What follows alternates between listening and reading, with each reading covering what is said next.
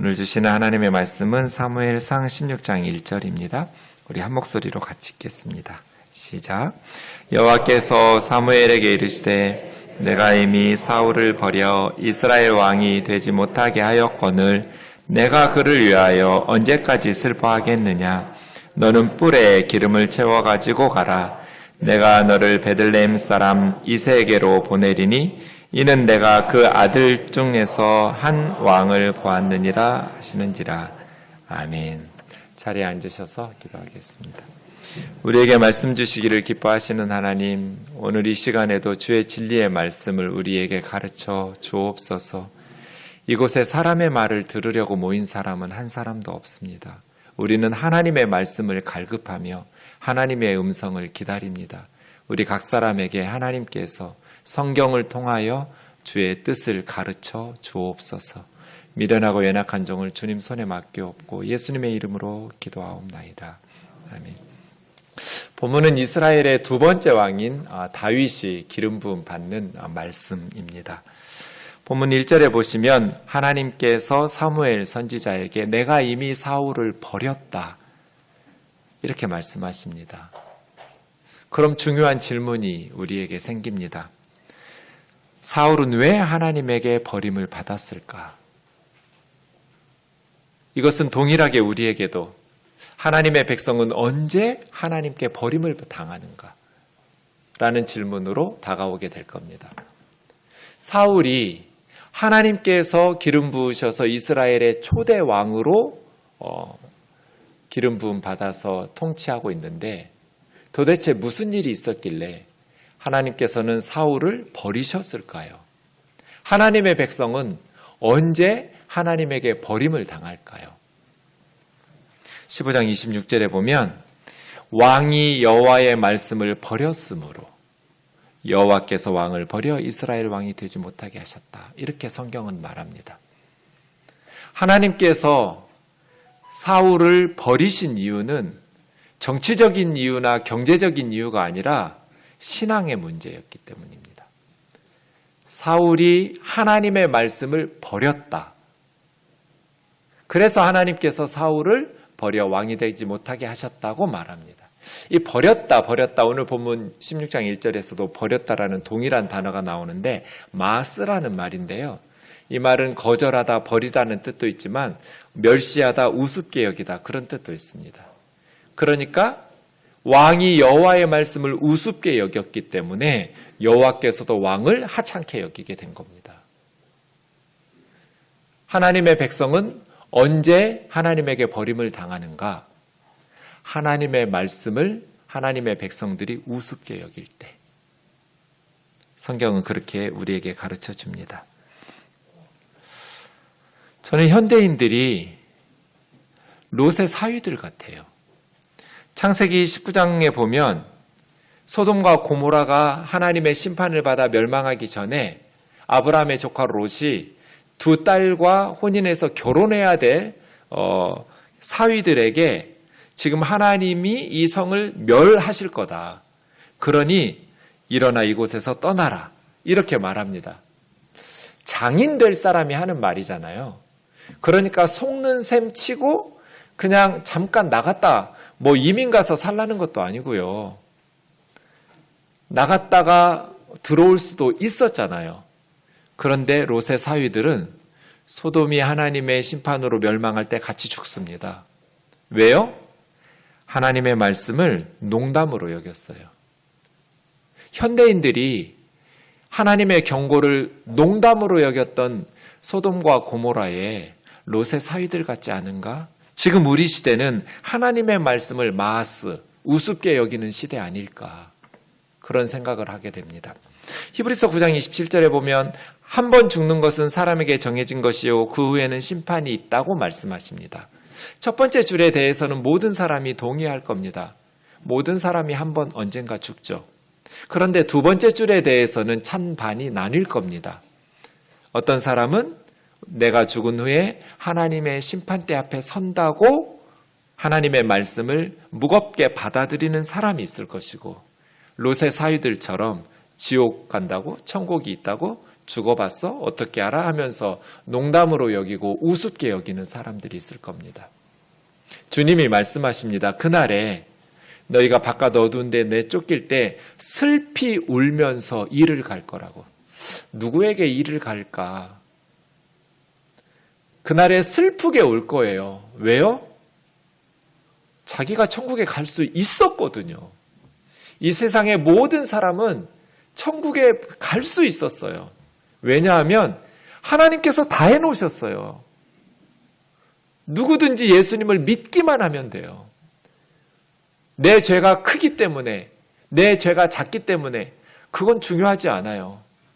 아무리 큰 죄도 하나님께서 예수님에게 십자가에서 다 뒤집어 씌워서 하나님께서 예수님에게 우리 죄값을 치르도록 형벌과 진노를 쏟아 부으셨어요. 아무리 작은 죄도 예수님의 십자가의 사죄 없이 하나님 앞에 용서받을 수가 없어요. 아무리 큰 죄도 예수님의 십자가로 용서할 수 없을 만큼 큰 죄도 없어요. 그러니 이 세상의 모든 사람들은 천국에 갈 수 있었어요. 그래서 너무나 안타까워하면서 슬프게 울 거예요. 나도 천국에 갈 수 있었는데 나의 어리석음과 교만 때문에 내가 지옥으로 가는구나. 슬피 울면서 이를 갈면서 그런 사람들이 얼마나 많을까요? 지금 이 순간에도. 무슨 차이예요? 하나님의 말씀을 받아들였는가 아니면 우습게 여겼는가. 그 차이잖아요. 사무엘상 2장 30절 우리 한 목소리로 같이 읽겠습니다. 시작.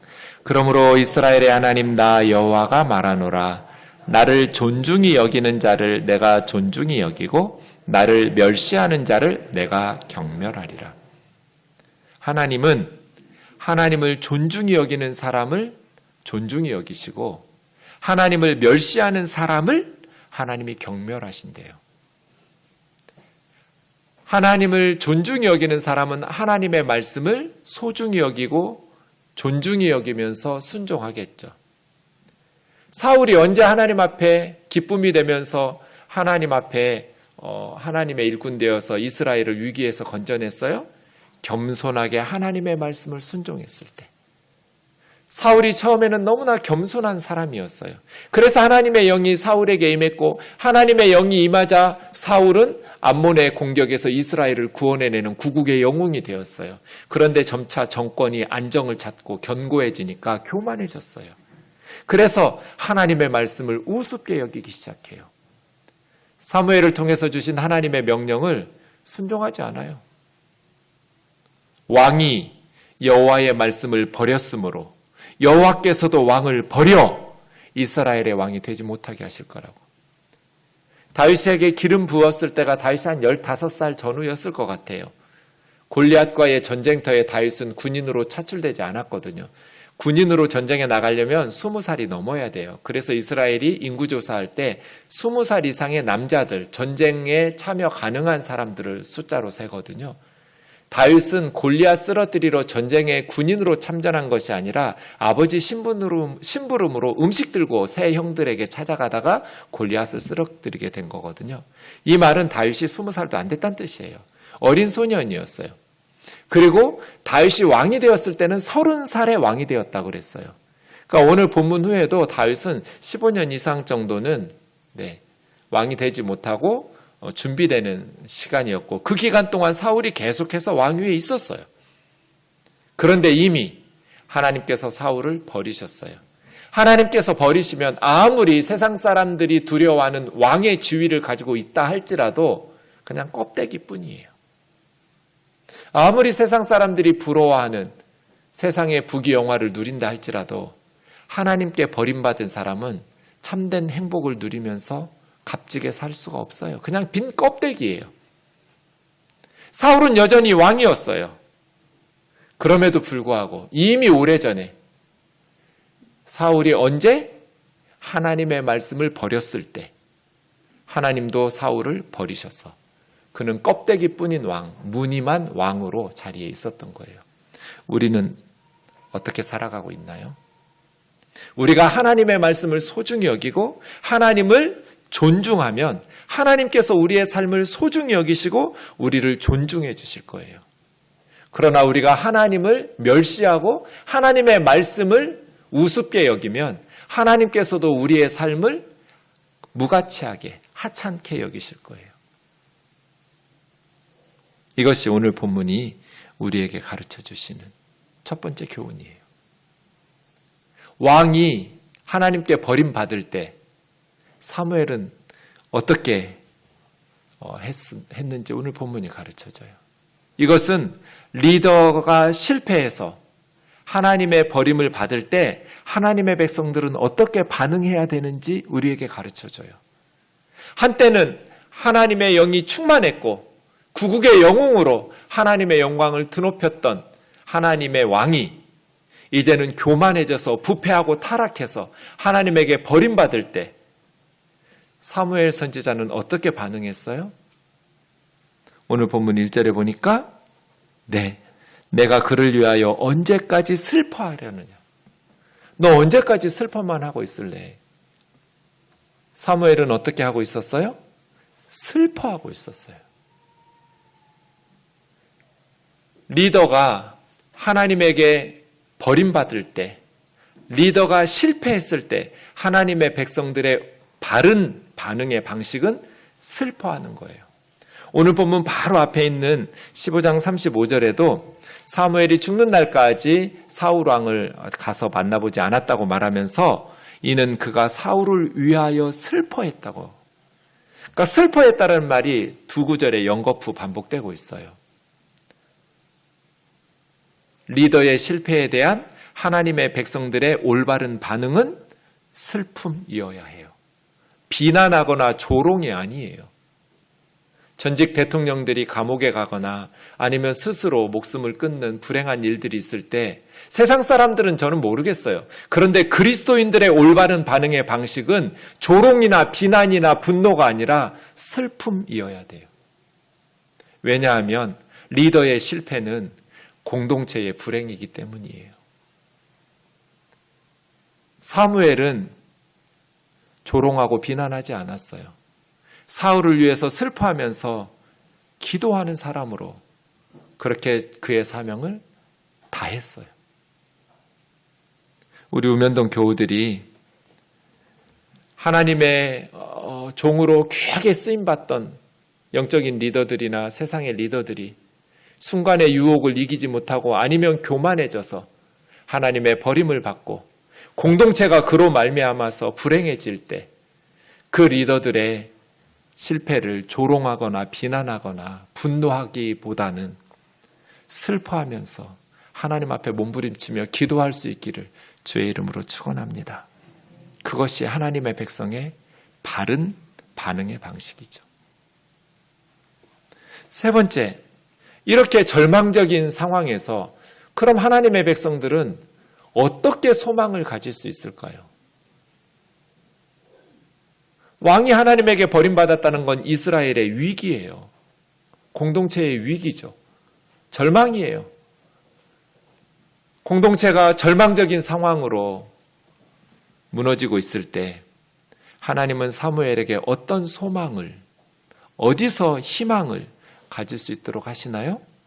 오늘 본문 보시면 너는 뿔에 기름을 채워가지고 베들레헴 이새라는 사람에게 가서 그의 아들 중에 한 사람에게 기름 부으라는 거잖아요. 절망적인 시대에 하나님의 백성들이 희망을 가질 수 있는 건 그 부패한 사울에게 목숨 거는 게 아니에요. 하나님 바라보는 거예요. 하나님을 바라보면서 하나님께서는 새 일을 행하시는 분이라는 것을 기억할 때 희망을 가지게 돼요. 하나님께서 이새의 아들 중에서 나를 위하여 한 왕을 보았다. 너 언제까지 슬퍼만 하고 있을래? 슬퍼하다가 너의 인생 끝낼 거냐, 사무엘아. 슬퍼함으로 너의 인생을 망치지 마라. 슬픔 속에서 너의 인생을 낭비하지 마라. 일어나라. 너의 뿔병에 기름 채워서 베들레헴에 가서 이새 아들 중에 내가 나를 위해서 한 아들을, 왕을 보았으니까 새로운 역사의 희망을 일구기 위해서 너의 사명을 다하라는 거잖아요. 리더의 실패가 하나님의 실패는 아니에요. 왕이 버림받았다고 해서 하나님께서 역사를 포기하신 게 아니에요. 예수님 재림하시는 그날까지 하나님의 나라는 무너지지 않을 거예요. 목사들이 타락한다고 해서 교회가 무너지거나 하나님의 나라가 무너지지는 않아요. 하나님께서는 다윗을 통해서 새 일을 이루실 거예요. 사울이 부패하고 타락하고 교만해서 하나님의 버림을 받았다고 해서 하나님께서 역사를 포기하시는 분이 아니에요. 그러니 우리는 절망적인 시대 속에서도 다윗을 통해서 새로운 일을 행하시는 하나님을 바라보면서 소망을 잃어버리지 않을 수 있어요. 사랑하는 자매 형제 여러분, 저와 여러분의 삶이 아무리 절망적이라 할지라도, 세상 사람들은 다 포기하고 있다 할지라도 우리는 새 일을 행하시는 하나님을 바라보면서 희망의 끈을 놓지 않기를 주의 이름으로 축원합니다. 지나가요. 이 또한 지나가리라. 하나님께서 새 일들을 포기하지 않고 하나님 앞에 헌신하는 하나님의 백성들을 통해서 일구어 가실 거거든요. 그런데 여기 문제가 있어요. 지금 왕이 있잖아요, 사울이. 왕이 있는데 새로운 왕으로 기름을 붓는다면 이건 쿠데타예요. 반역이에요. 사울 왕이 가만두겠어요? 예수님 태어났을 때 베들레헴 아이들을 죽인 헤롯 왕처럼 새로운 왕이 있다는 소문을 사울이 들으면 사무엘만 죽이겠어요? 사무엘의 가족을 다 죽일 거고 기름 부음 받은 그 상대방도 다 죽이려고 하겠죠. 그래서 사울이 다윗을 죽이려고 한 것이 다윗의 죄 때문이 아니라 자기 왕 위에 도전이 된다고 여겼기 때문이잖아요. 그래서 사무엘이 물어요. 사울이 들으면 그가 나를 죽일 거라고. 위험한 사명이에요. 누가 들어도 목숨 걸어야 순종할 수 있는 하나님의 명령이에요. 하나님께서 제사 드리러 왔다 하고 이새를 제사에 초청하라고 말씀하세요. 사무엘이 시골 베들레헴까지 오니까 베들레헴 장로들이 두려웠죠.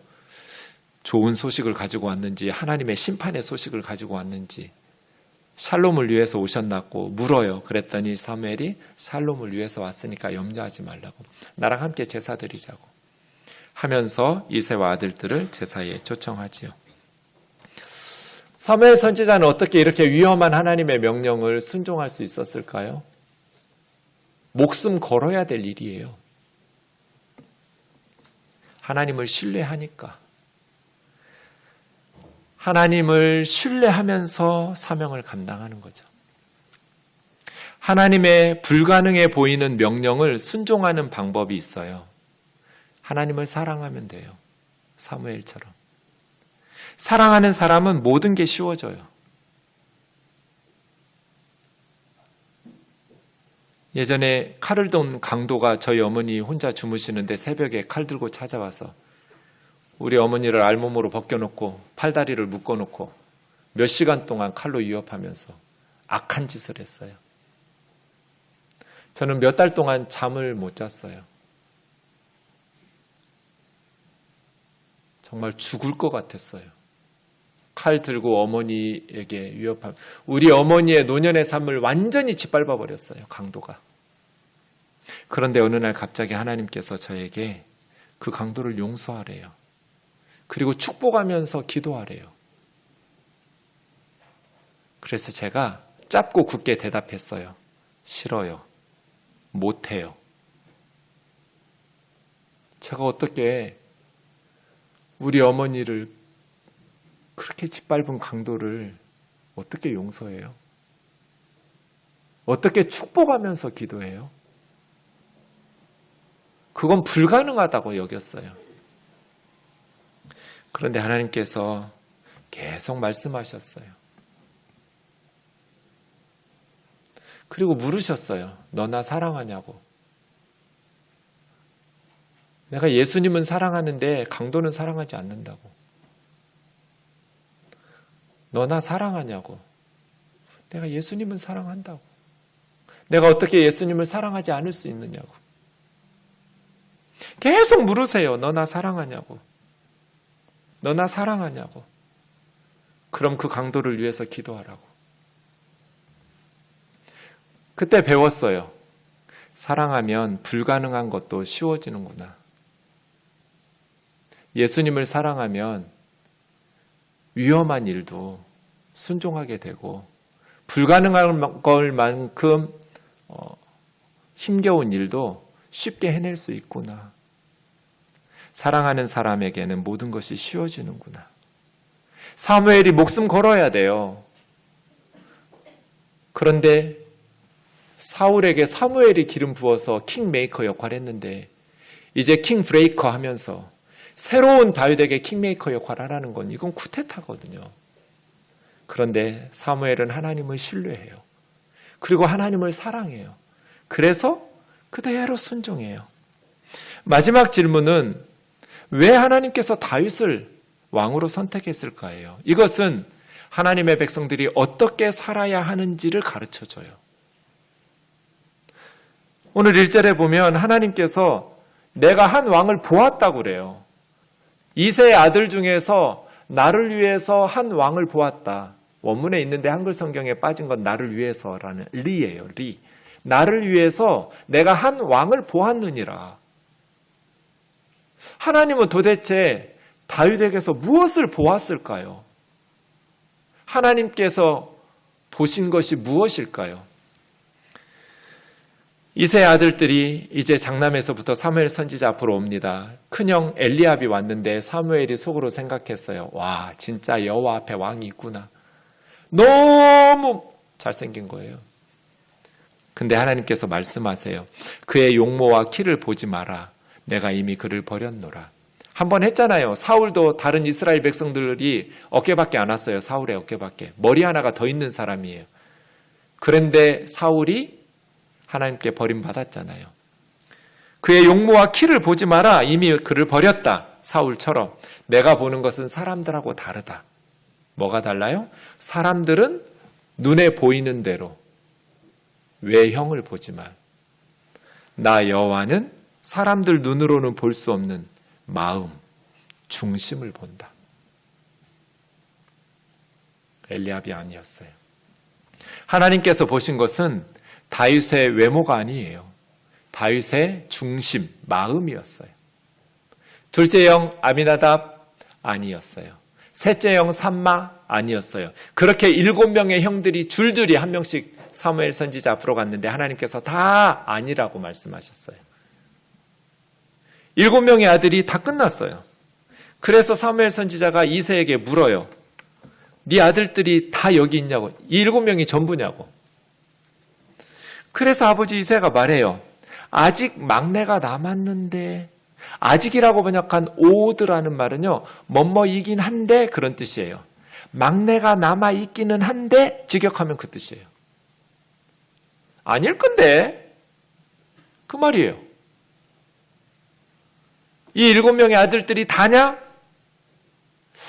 막내가 있기는 해요. 근데 걔는 양 지키고 있어요. 빨리 데려오라고. 그 아이 오기 전에 우리는 식사 안 할 거라고. 이게 분명히 화목제사예요. 화목제사만 제사 드리고 나서 함께 식사하는 제사니까요. 우리 레위기에서 배운 것처럼. 시간 좀 걸렸겠죠? 다윗이 있는 양치기 들판으로 사람이 달려갔을 거고 다윗은 헐레벌떡 땀 흘리면서 집으로 달려왔을 거고 그렇게 다윗이 오니까 빛이 붉었다. 이 말은 애 티가 난 거예요. 얼굴이 아직 어린아이 티가 나는 붉고 눈이 총명했나 봐요. 눈이 예뻤어요. 눈이 아주 그냥 살아있었어요. 그리고 얼굴도 잘생긴 미남이었어요. 외모를 안 본다더니 외모 좀 보신 것 같기도 한 다윗은 그런 소년이었어요. 하나님께서 사무엘에게 말씀하세요. 이가 그니 일어나서 기름을 부으라고.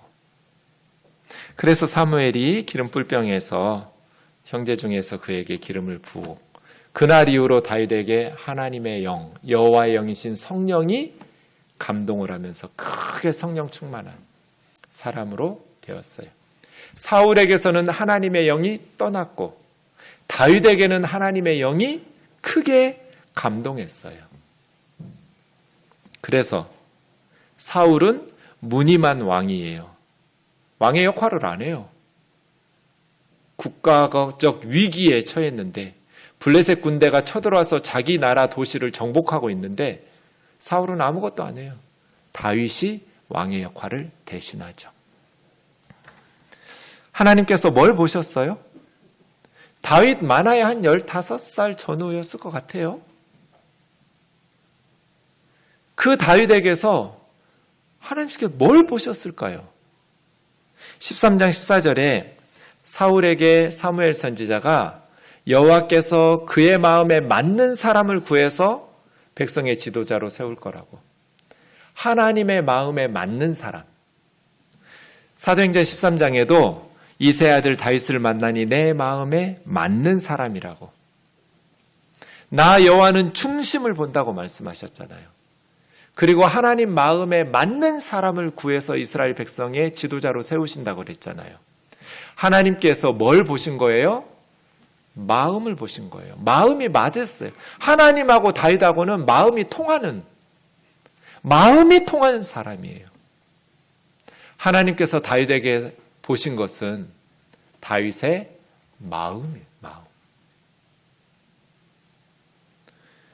이스라엘에는 목동들이 수없이 많았어요. 이스라엘은 목축업이 주 산업 중에 하나였기 때문에 다윗 말고도 이스라엘에는 목동들이 수도 없이 많았을 거예요. 그죠? 그런데 도대체 그 수많은 목동들 중에서 다윗은 뭐가 달랐을까요? 하나님께서 도대체 무엇을 보셨길래? 성경에 보면 다윗이 잘하는 게 두 가지밖에 없어요. 이때 수금을 켜면서 노래 잘 불렀고요. 물맷돌 던지기 잘했어요. 이러면서 양치기 목동한 거예요. 아버지의 소나 양이나 염소를 그냥 수금, 현악기 치면서 기타 치면서 노래 만들어 부르고 그리고 물맷돌 던져가면서 맹수들에게서 아버지의 양떼를 지키고 이렇게 살았어요. 하루하루 다윗은. 뭐 중요한 역할을 맡은 거 아니에요. 공부를 열심히 잘해서 성적이 좋은 아이도 아니에요. 그냥 당시 사람들이 멸시하는 직업이에요. 양치기는 위험하고 힘든 일이기 때문에 아주 천한 직업이에요. 하찮은 일 한 거예요. 그 모습 보면서 하나님께서 다윗을 왕으로 세우신 거예요. 목동 일을 하는 다윗의 마음이 하나님 앞에서 그리고 사람들 앞에서 양떼들 앞에서 온전했기 때문이에요.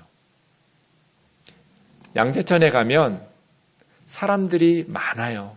밤에 가도 운동하는 사람들이 참 많아요. 가끔 그런 생각해요.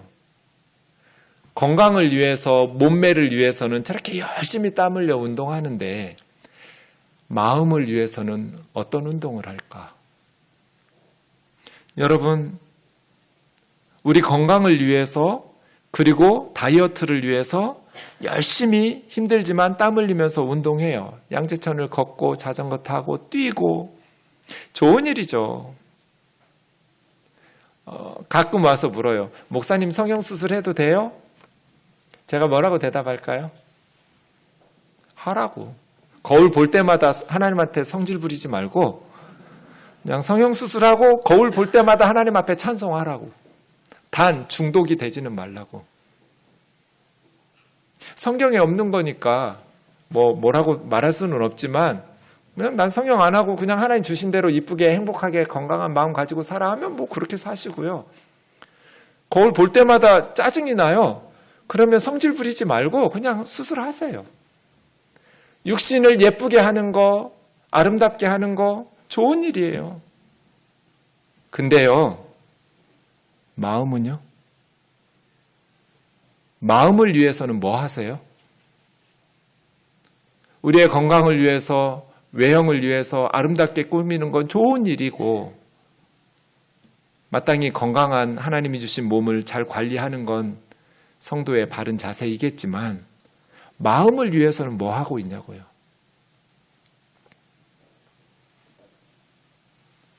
여러분의 마음을 위해서 하나님의 말씀을 먹이고 있나요? 말씀 묵상하면서 말씀의 거울 앞에 내 마음을 말씀의 은혜로 감동하고 있냐고요. 날마다 큐티하냐고요. 아름다운 찬양, 또 아름다운 클래식, 아름다운 노래들로 내 마음을, 하나님이 주신 이 마음을 삭막하게 만들지 않고 아름답게, 예쁘게, 풍성하게 마음을 위해서도 영의 양식을 또 좋은 은혜들을 공급하고 있는가?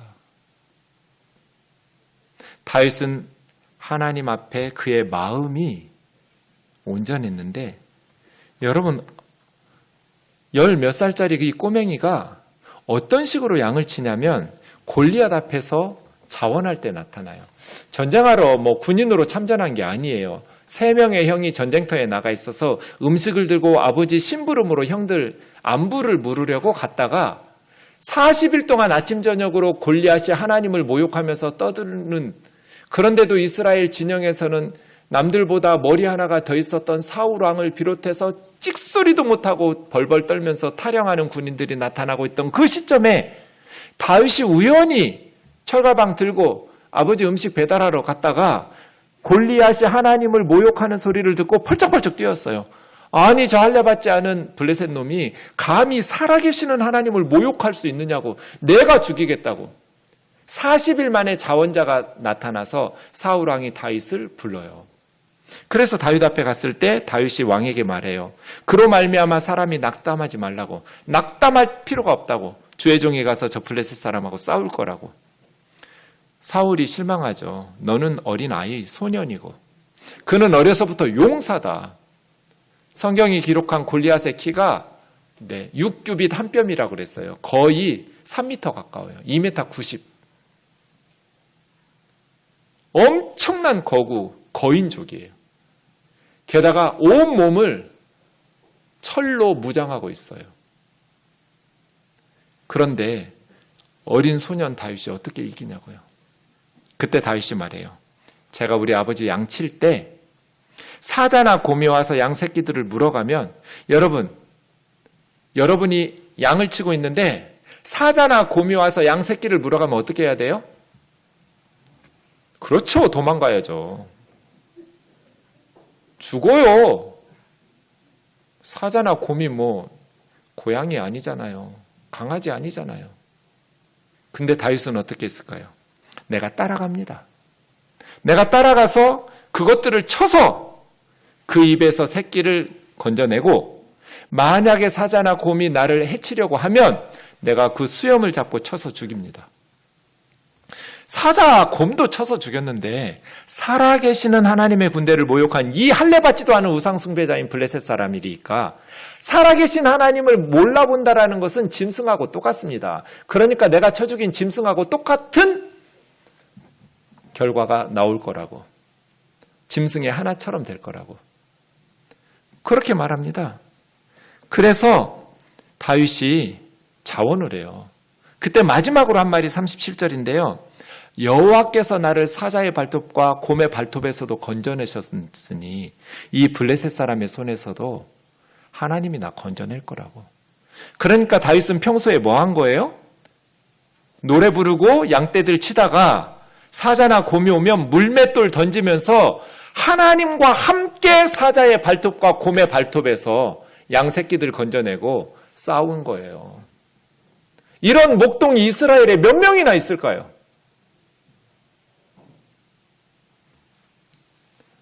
다윗이 잘하는 건 노래 부르는 거고 물맷돌 던지는 거밖에 없는데, 그래서 사울이 여호와께서 너와 함께 계시기를 원하노라 하고 자기 군복 벗어주고요, 자기 갑옷 주고요, 자기 노트구 주고요, 자기 칼 줘요. 이스라엘에서 제일 좋은 군복이겠죠. 이스라엘에서 제일 좋은 칼이겠죠. 그거 가지고 살아야 성공할 것 같은 그런 스펙이죠.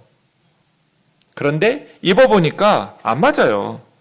제대로 걸을 수도 없어요. 너무 커가지고. 그래서 벗어놓고 막대기 들고 가요. 골리앗한테. 그리고 시내에서 돌 5개 주머니에 집어넣고 물매 돌려가지고 막대기와 돌 5개와 물매 들고 골리앗에게 달려갑니다. 남들에게 아무리 좋은 것도 우리에게 꼭 좋은 성공의 도구는 아니에요. 사울의 갑옷과 칼은 이스라엘에서 제일 좋은, 그래서 누구나 가지기를 원하는 스펙이고 다들 그걸 놓고 경쟁해요, 치열하게. 그런데 꼭 그거 가져야만 인생 성공하는 거 아니에요. 우리 애들이 잘하는 거 시키면 돼요. 아마 사울의 갑옷 입고 갔으면 다윗은 골리앗한테 죽었을 거예요. 내가 잘할 수 있는 거, 평소에 내가 익숙하게 완전 무장한 골리앗에게 딱 비어있는 곳이 한 군데 있었는데 얼굴, 눈, 미간이거든요. 거기에 돌이 정확히 박혀서 골리앗은 돌 한 방에 쓰러져 죽죠. 내가 잘할 수 있는 거 말이에요. 45절에 다윗은 말합니다. 너는 칼과 창과 단창으로 내게 나오지만 나는 만군의 여호와의 이름, 네가 모욕하는 이스라엘 군대의 하나님의 이름으로 너에게 나아간다. 이런 사람을 누가 이겨요? 하나님이 죽어 계시고 안 계시면 모르겠지만 하나님께서 눈을 시퍼렇게 뜨고 살아계시는데 이런 다윗 같은 애를 누가 이길 수 있어요? 너는 칼과 창과 단창으로 나오지만 나는 만군의 여호와의 이름, 천만 대군을 호령하시는 하나님의 이름으로 너에게 나가마. 너 오늘 죽었어 하면서 이 어린 꼬맹이가 달려가서 죽이는 거예요.